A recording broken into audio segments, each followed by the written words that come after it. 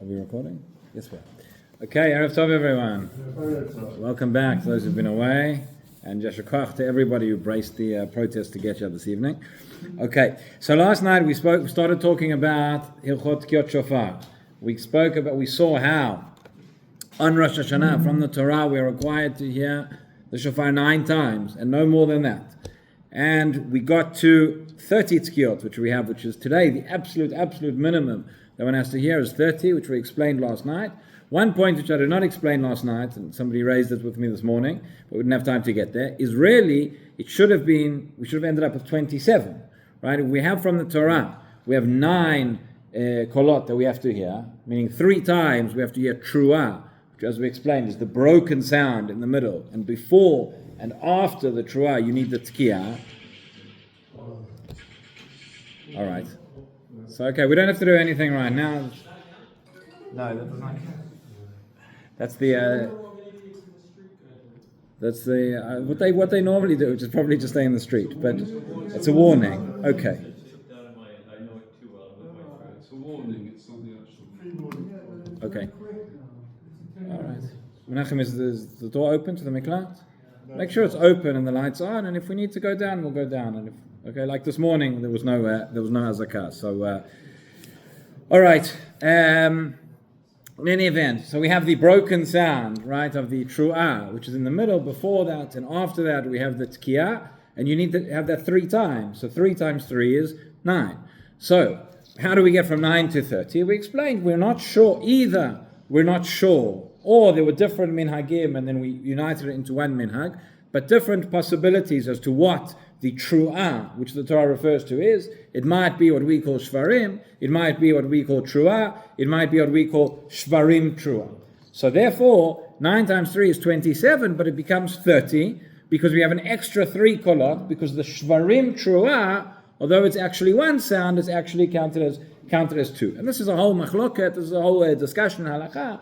Is the shvarim tru'ah one sound, or is it 2 sounds? The nafkamina is whether the Baal Tokeh should pause in between and take a breath in between the shvarim and the tru'ah of the shvarim tru'ah.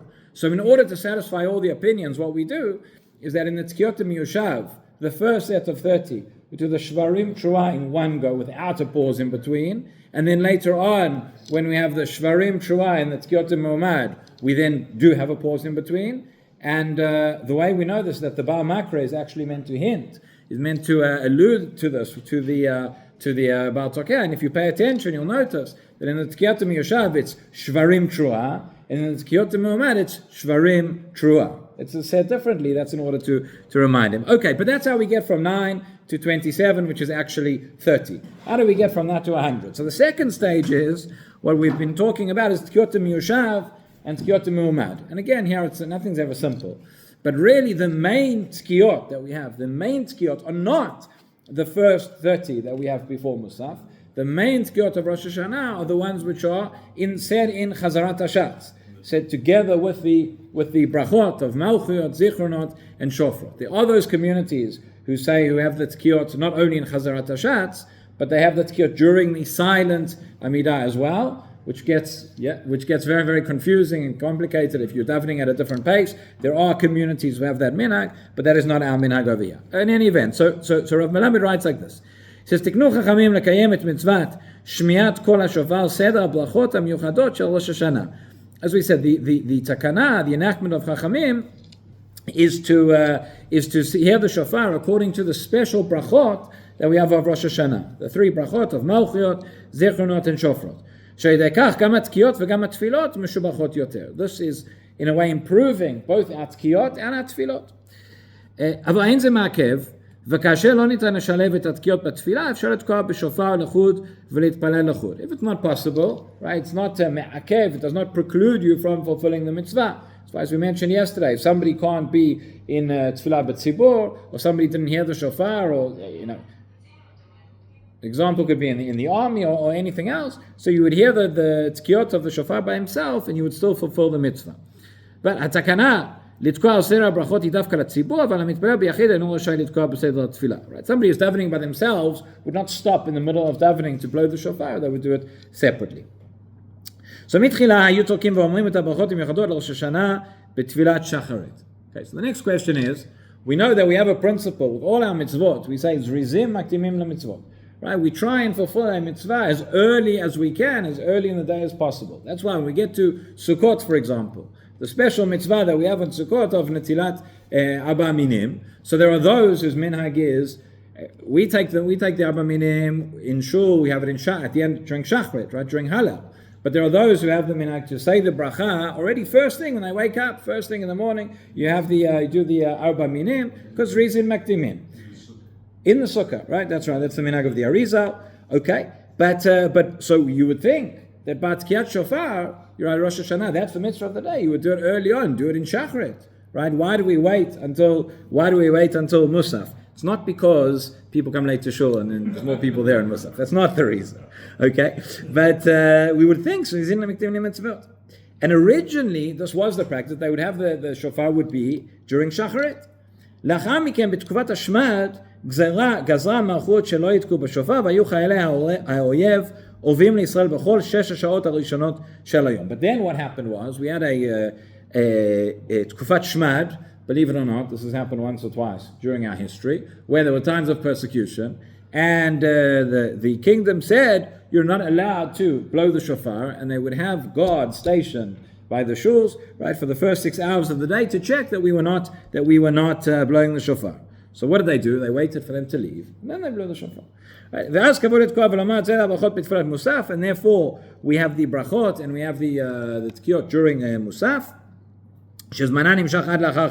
which continues till after chatzot. So now you'll ask me, okay, so nowadays we don't have this Tkuvat Shmad anymore, right? Why don't we move it back to Shachrit? No, we keep it the way it was. Okay, so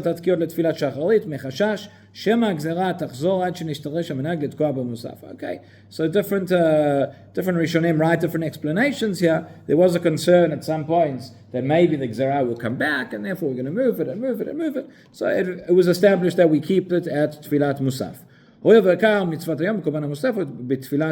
So therefore, the significant, the special brachot of Rosh Hashanah, those 3 brachot we say during Musaf, and that's when we blow the shofar as well. Okay, so as we've explained, לא תקנו חכמים לתקוע לפני תפילת המוסף, והתירו לשבת בתקיעות אלו, ועל כן נקראות תקיעות מיושב. Right, we also blow the shofar before Musaf, right, that's the first 30 blast. אף שלכתחילה מצווה שתוקע והשומעים יעמדו בעת הקיום המצווה, התירו לשומעים לשבת בתקיעות שלפני מוסף, even though the mitzvah is ideally one should stand. That's what we do. We stand to hear the shofar. Nonetheless, in theory, in principle, you're allowed to sit for the tkiyot that are before Musaf. כדי להראות שהתקיעות שתוקעים בתפילה מוסף אין העיקר, ולכן דווקא בהן מקפידים לעמוד. The reason why you could in principle sit during the first set of tkiyot is to show that they're of lesser importance than the later set of tkiyot, which is during the Chazarat Hashatz. וכן נוהגים יוצאי ספרד ותימן. We had to mention Teiman, right? So this is the minhag of the Sfaradim and the Teimanim שיושבים בעת התקיעות שלפני מוסף, אבל יוצאי אשכנז נוהגים לעמוד, right? Ashkenazim will stand for this. Somebody once told me that you can tell the difference between Ashkenazi and Sephardi shuls. You walk to a Sephardi shul, you walk to an Ashkenazi shul, the chairs, the benches, whatever, it's very, very, very simple. You walk to a Sephardi shul, and they have a very fancy chairs very often, and it's very nice and it's very comfortable, because the Sephardim sit a lot more than the Ashkenazim do in davening. So here's one example of that. Okay. מבואר בתלמוד, שטעם תקנת חכמים לתקוע להריע בישיבה לפני מוסף, ושוב לתקוע בעמידה בתוך התפילה. The question now is this. So we understand why we went from 9 to 30 tkiyot. Okay, but if we have the 30 tkiyot, we said the main tkiyot are the tkiyot during Musaf, during Chazarat Hashatz, to the extent that we say those are the primary tkiyot, and the earlier set of tkiyot we could even in principle sit for to show that they're of lesser importance. So the obvious question is, why do we need those at all? Why don't we just say the primary tkiyot are the ones during the Chazarat Hashatz? That's what Chachamim said. Malchiyot zecher not shofrot. Okay, somebody who can't be in shul, whatever, we'll hear their 30 tkiyot later. But why do we say? So we've got the primary tkiyot; those are the tkiyot to Muhammad. Why do we need to start earlier before Musaf and have those tkiyot as well? Why do we have 2 sets? So that's exactly what the Gemara asks. Right, that's the question. It says, Lama tokin, I mentioned this yesterday, right? Lama tokin b'shofar, Rahman amar tiku. Right, that's what the Gemara in Rosh Hashanah says. Why do we blow the shofar? Because it says you should blow the shofar, even though it doesn't, we explained. So then it says, no, why do we have a truah, not just a tkiyah? So it says, because it says Yom Truah. Okay, and then the Gemara says, no, that's not the question. The question is, why lama tokinu marim kshem yoshvim v'tokinu marim kshem lomdim? Why do we do it twice? Why do we have this double set of tkiyot? In other words, why do we have to have the tkiyot before Musaf? And the answer that the Gemara gives, everybody knows, very, very famous, right? Kadei la'abev satan, in order to confuse the satan, whatever that means. Many different explanations. Let's see what he writes here. He says, Pirish Rashi, שכאשר ישמע השטן שישראל מחבבים את המצוות ומוסיפים לתקוע יותר ממה שציוותה אותם התורה, יסתתמו טענותיו. Okay, Rashi gives more or less, he says it in about 3 words. Here it's explained at greater length, but in more or less a rational explanation, meaning what does it mean, Abeva Satan? He says the point is Satan represents that force, or that which is going to come against us, the prosecution in the heavenly court, so to speak. And on Rosh Hashanah we're being judged, right? And the judgment says you don't care about the Torah. You don't care about mitzvot. We say we care about mitzvot so much that we do them extra. We were commanded to do it once. We were commanded just to have 1 set of cloths. We're going to have 2. We have the extra one. We show that we are mechabavim im mitzvot. We show that the mitzvah really matters to us. The question you could ask on that is, well, if that's not what we were commanded, what does it help? Right? What's the point of doing extra? But there's a lot to discuss there, but we'll end it there for tonight. Rabbi Chananya ben Akash,